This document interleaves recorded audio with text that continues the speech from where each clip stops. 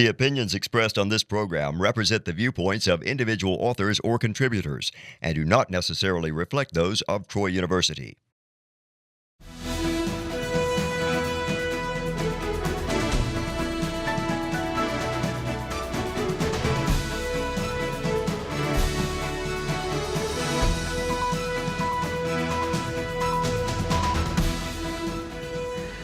Hello and welcome to EconVersations. I'm your host, Dr. Dan Sutter of the Johnson Center for Political Economy at Troy University.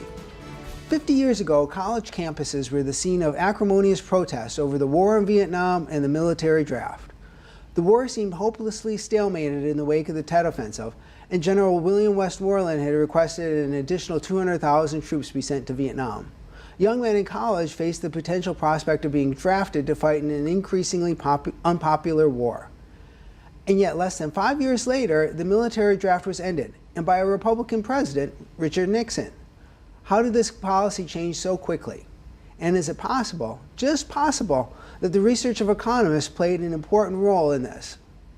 Joining me on EconVersations today to talk about the economics of the military draft and how the research of economists helped change public policy is Dr. David Henderson. Dr. Henderson is an economist at the Naval Postgraduate School in California, and he's a fellow with the Hoover Institution. Dr. Henderson is originally from Manitoba and graduated from the University of Winnipeg before earning a PhD in economics from UCLA. He's taught previously at the University of Rochester and at Santa Clara University, and he served as a staff economist on the Council of Economic Advisors during President Reagan's first term.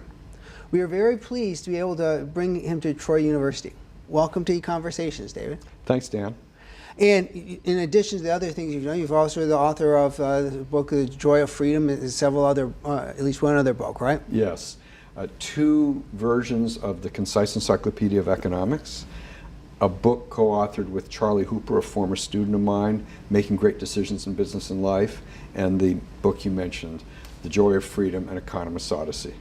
So what we're going to talk about today draws from a paper you wrote about a decade ago in a journal called Econ Journal Watch on the role of economists in ending the draft. So yes. I think it's a very fascinating topic because it's going to allow us to talk a little bit about some economics as they relate to the draft, the points that economists were able to raise and make about the draft. And then also talk about how it is that possibly economics research can influence public policy. So let's set the stage for people to begin with, because the Vietnam War was quite a while ago now, and many of our viewers might not be very familiar with it. About 50 years ago, the Vietnam War was pretty much at its height in terms of the U.S. Participation in the war, right? Right, that's correct. And the Tet Offensive had begun in January of that year, and it was at the end of March of 1968 that President Johnson announced he wasn't going to run for re-election. And college campuses across the U.S. were ablaze, literally in some cases, with some of the protests against the draft. And so here we just have some of the images back from that time, right? Right. Actually, and the protests tended to be against the war, yes, and marginally against the draft. And that matters for a point I want to make later about the role of the economists. But we do have people today probably won't be aware of the fact those are draft cards that some of the student protesters are burning there. Yeah. And so we had this unrest on college campuses and protests going on, but we might think like, well, okay, students often protest about lots of different things. Was this going to end up changing policy? And in fact, many people, I think I read 50,000 Americans fled to Canada. I found I updated the number recently. It was 90,000. 90,000, okay. 90,000, yes. And so there were marches across the country, lots of agitation going on. And then, so amazingly, just 5 years after the height of the Vietnam War and these anti-war and anti-draft protests, January 1973, President Nixon ends the draft, right? Right. It seems like a pretty remarkable change in policy over a very short period of time, right? Yes, that's right. That's right. So then, I guess Before we get into talk about the economics of the draft, we should probably also mention a little bit about some of the mechanics of a draft, since people would be unfamiliar with that. The draft was, in the United States, was based on a lottery, right? That's right. Well, the draft for the last 2 or 3 years of the draft was based on a lottery. Before that, you were classified 1A or whatever, and it was based on whether you're going to college or not going to college, whether you're married or not married. And the lottery got rid of a lot of that, and they just drew numbers out of a big urn and said, okay, November 21st, you're number 156. I say that because that was my birthday. And I checked, not that I was subject to it, but I was in Canada. But and so if you were in, say, the first 120 numbers, you were ripe for being drafted. And so that was a shift those last couple of years of the draft. Okay. And we had our nation had a draft over its long history. They had drafts, I think, about during the Civil War, Correct. World War I, and World War II. Right. And then the draft was abolished briefly after World War II, brought back during Korea, and then this was relatively new in terms of the nation's long history of having a draft over, well, I guess technically the Vietnam War was never officially declared, so it was a peacetime draft. We were clearly fighting a significant war in Southeast Asia, but it was technically a peacetime draft, right? Right. We had a draft uninterrupted from 1948 to 1973. And so it was a remarkable policy shift over, say, relative to policy of the last 25 years or the Cold War era, not completely unprecedented with regard to the long history of America's republic. Right. If you look at our whole tradition in America, whether you start the nation in 1776, as Lincoln did, or in 1787 with the Constitution, the point is, for the vast majority of our history, we've had a volunteer military. And so really when they ended the draft, that was a return to our tradition. But I guess what would have been different is basically through the whole time of the Cold War, we had a draft. Right, from 48 to 73. Right. So that was one of the things that was going to be an important thing for economists to be looking at. So let's get into then a little bit of some of the economics of the draft. And because this was some of what the economist research ended up highlighting, I think, during the 1960s. I think it was the period of time which this research was taking place. Now, a first objection I think many people gave back in the 1960s when they heard the idea of abolishing the draft was to say, like, it'd just be way too expensive for the government to have a military if we abolish the draft. We need to be able to draft people into the military to keep the cost of the military under control. Right. Now, that is true in a sense, but it's also not true in a sense. And it allows us to talk about a very important concept in economics, right? Right. So let me just point out that I used to believe, when I first started reading about it, when I was about 18, that yes, it would be more expensive to have a volunteer force, but it was worth it because we would have the freedom of people to choose, and that was important. But one of the neatest things I learned starting to read about the economics of the draft, in fact, it was one of the things that got me kind of hooked on economics, was this idea that economists had called opportunity cost. Now that's a term people often sleep through when they learn it in class, but here was a huge application of that concept. Let's say the government has a draft. They use that to pay people less than they otherwise would. So the cost to the government is lower, so the budget to hire people in the military is lower, but there's a hidden cost, and that is the cost imposed on the draftee. So to use today's numbers, not the late 1960s numbers, let's say with a draft you paid someone $15,000 a year, a first-term enlistee, $15,000, and you drafted him.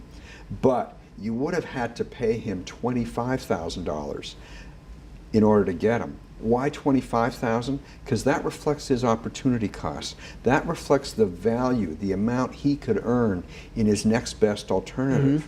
And so really, the cost is not less. The cost is just put on the backs of the draftees, and it's hidden. So it's singled out. This poor group of people who just happen to have turned 18 get this enormous cost put on them that's hidden, and the overall cost to society is not less. And then here's the other interesting thing. The actual overall cost to society is more. And the reason is that if you had a volunteer military, you would have drafted the people who most wanted to be there, whether it was out of patriotism, whether it was because that was a better alternative money-wise than their other alternatives. But once you start drafting and paying less, you've got to make up the gap. There are still people who will volunteer, but not enough people because you're paying less. So then you're going to have some people who would have joined, who had a relatively low opportunity cost, displaced by someone with a very high opportunity cost. The example I like to give, because I remember when I was 7, was when Elvis Presley was drafted. Oh my God. Think of the opportunity cost. He was making $1 million a year in those years dollars, and now he's going to be paid in those years dollars about $2,000. So that's a huge, huge loss to him. It's not in any government budget. So that's the extreme example that makes the point. And then that's also a cost to our economy as a whole. It's That's not right. just that fewer Elvis Presley records. we'd be losing his value, the value that he'd be creating or performing or doing music, or Yes. or if you're going to draft an engineer, for instance, into the Army, you're losing their services. Or their someone ability. who would have been a doctor. Yes. But back to Elvis Presley for a minute. The top marginal tax rate in those days was 91%.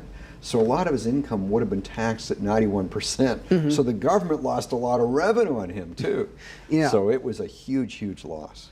But it's really that value that the individuals, the human resources, the persons who would be serving as the military, it's their value and all their alternative uses, jobs in right, society. and their highest valued alternative Their highest use, valued right. alternative uses. I mean, that's the true cost. Yes. And there's no, in effect, sort of like what the government's paying is kind of arbitrary, but it's also arbitrary in the fact that it doesn't actually affect that real economic cost. Right? Right, and so the cost is actually no lower.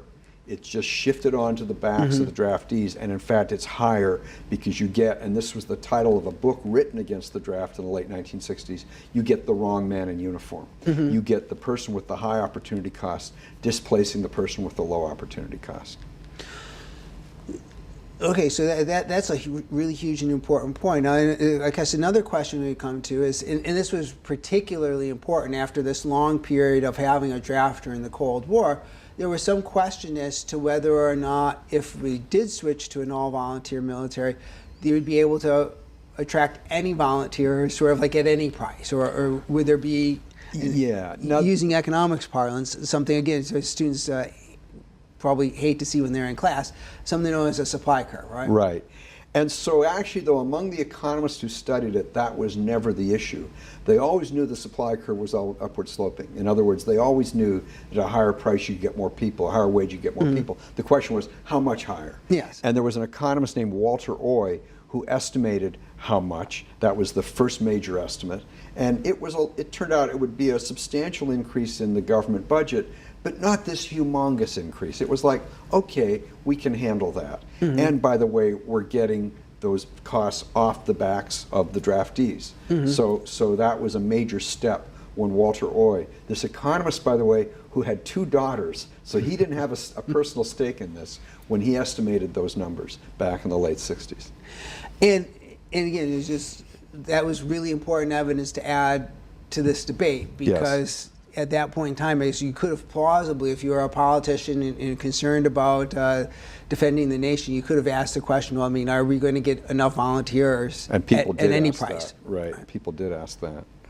And so is actually sort of quantifying the exact shape of this supply curve. We know in economics the supply curve slope upwards, but it's just the exact shape of this that was very important. Steep or shallow?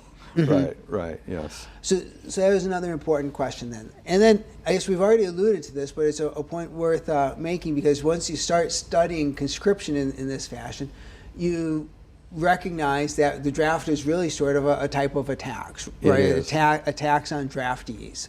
Yes. So back to my numerical example earlier.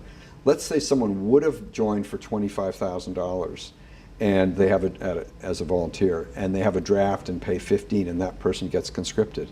In a sense, he's paying a tax of $10,000. So $10,000 as a percentage of 25% is 40%.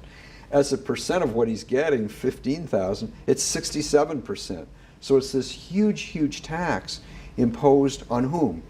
People who are unlucky enough to be male, young, and healthy. Mm-hmm.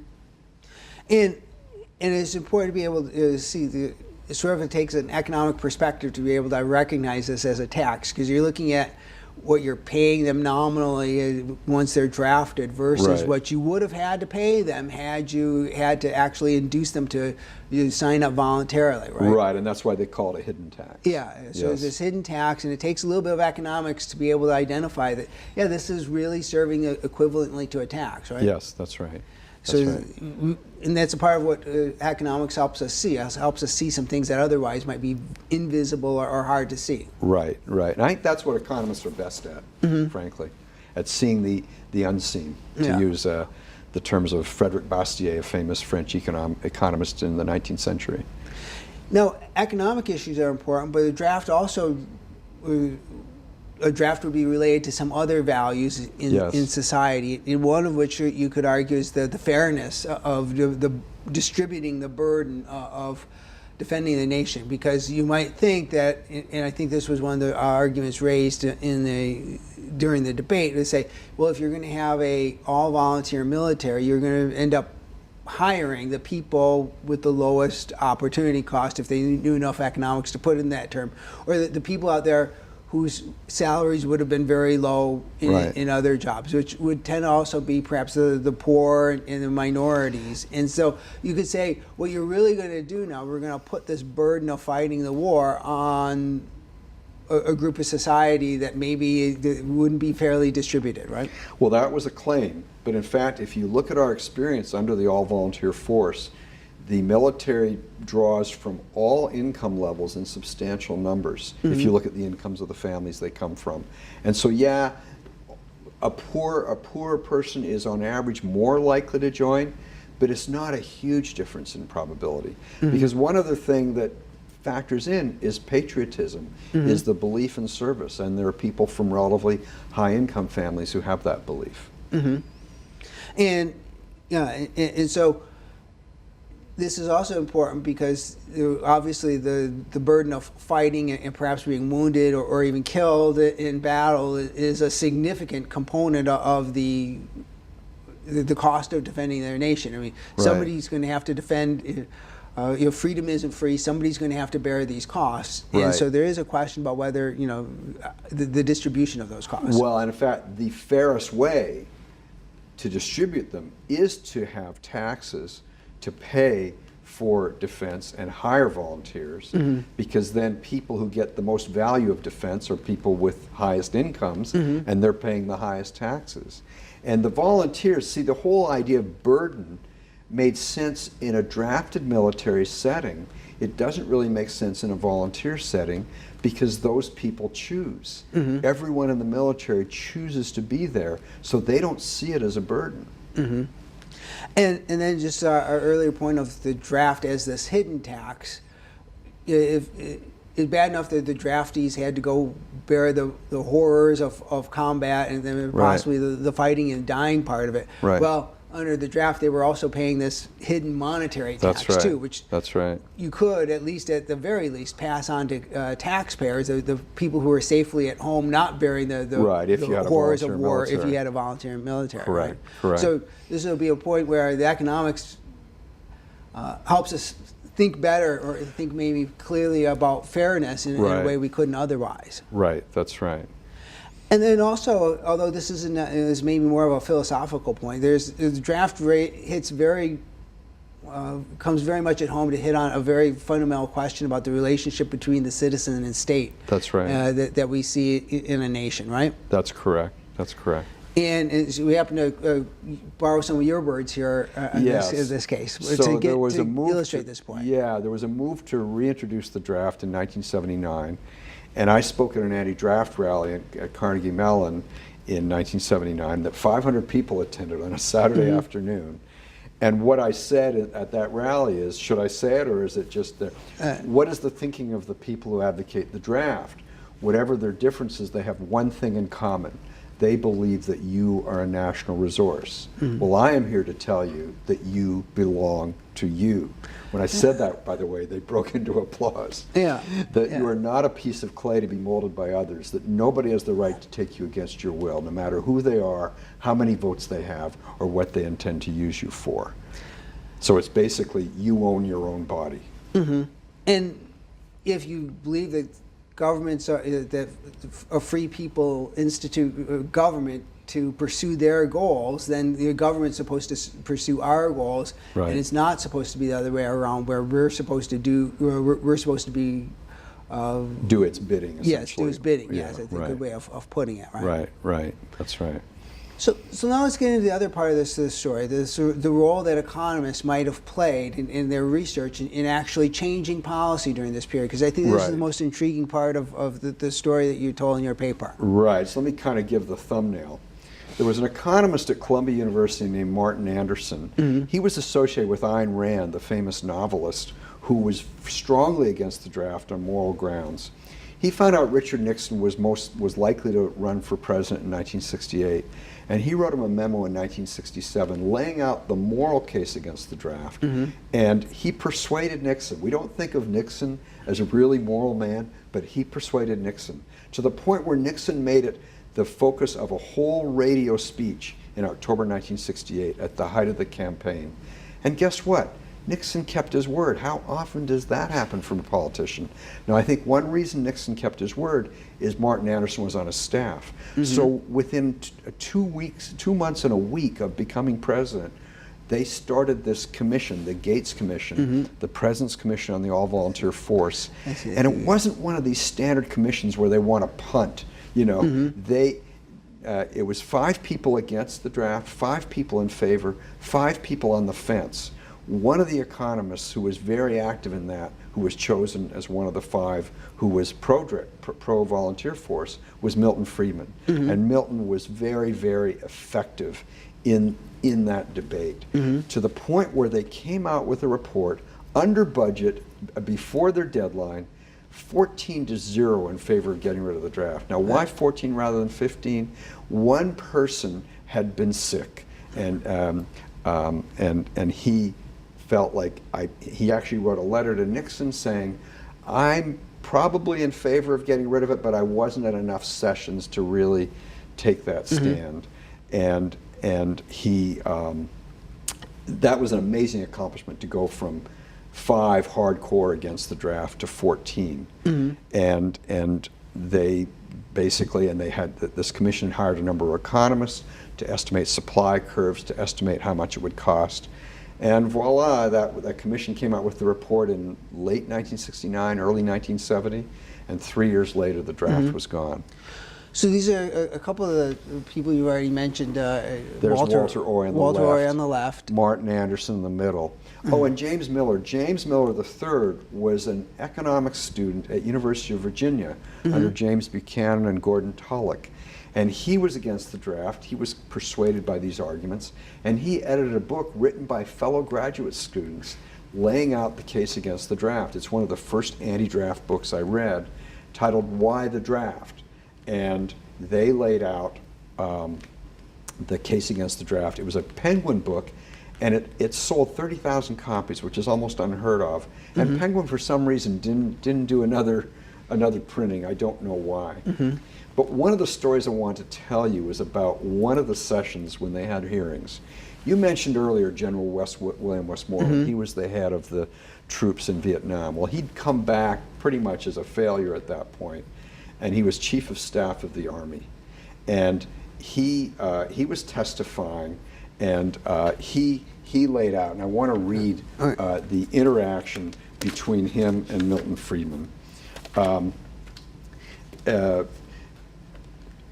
Westmoreland stated that he didn't want to command an army of mercenaries. Friedman asked, "General, would you rather command an army of slaves?" Westmoreland, "I don't like to hear our patriotic draftees referred to as slaves." Friedman, "I don't like to hear our patriotic volunteers referred to as mercenaries. If they are mercenaries, then I, sir, am a mercenary professor, and you, sir, are a mercenary general. We are served by mercenary physicians, we use a mercenary lawyer, and we get our meat from a mercenary butcher." In other words, what Friedman was getting at was that anyone who's there voluntarily by Westmoreland's standard is a mercenary, including Westmoreland. So why call the lowest paid people on the pay rung, on the pay ladder, why call them mercenaries? It just didn't make sense. And I think as you refer to this, the last time Westmoreland used referred to potential volunteers as mercenaries. Yeah, right. Friedman kind of shut them down. And that's I guess that's not surprising. Milton was an awesome awesome debater intellect and awesome debater. He was awesome in the moment. He was very good at that. Yeah.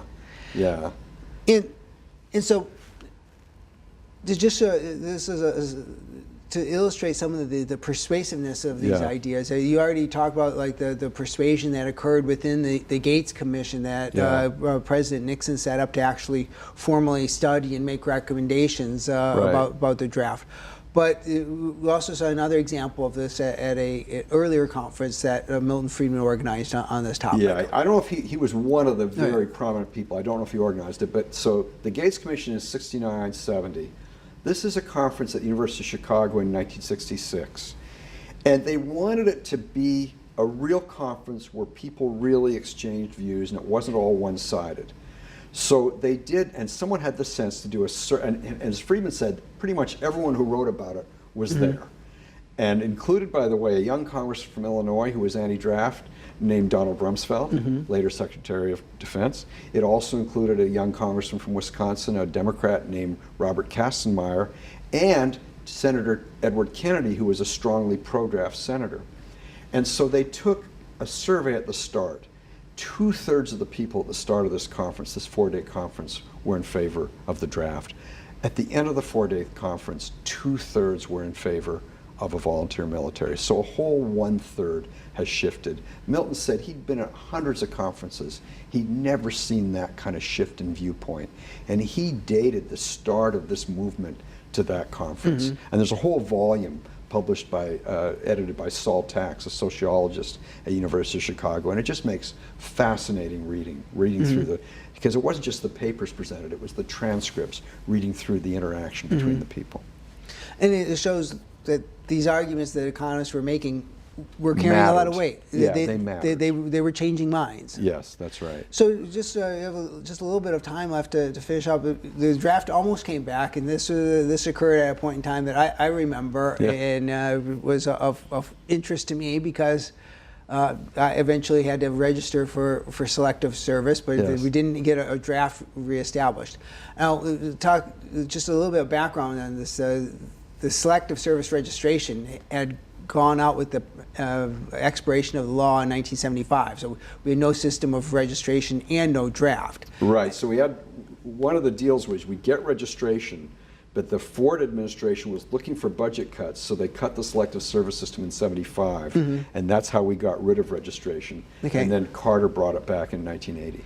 But that was part of an effort to actually bring back the draft in 1979 and 1980. Carter wasn't pushing for the draft, but Senator Sam Nunn was pushing for it, senator from Georgia.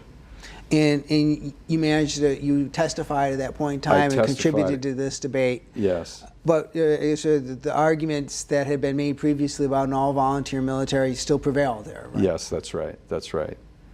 Well, this has been a fascinating case to look into and look at this instance from American history, recent American history. I guess I would almost call it current events, but Yes. I guess in the history books now. So just any thoughts to finish up, wrap up here today? Well, I think the good news is how well the all-volunteer force is working. So when I taught military officers at the Naval Postgraduate School. I'm now emeritus. But when I would ask them if they wanted the draft back, over time the percent that wanted it back fell to 0. And you'd ask them why, and they'd say, why do I want to be in charge of people who don't want to be there? Well, that's awesome. And thanks very much. And thanks for coming on. And thanks for joining us. Join us again next time for another EconVersations.